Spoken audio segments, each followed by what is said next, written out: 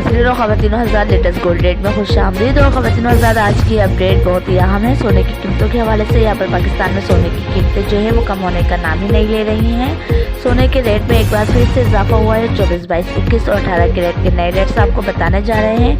इस रिपोर्ट में वीडियो में आगे बढ़ते हैं। तमाम नाज़रीन से गुजारिश है कि चैनल को सब्सक्राइब करने, वीडियो को लाइक और शेयर भी करें। एक ही रोज़ के दौरान में आपको बताएं कि सोने की नई सतह पहुँच गई है।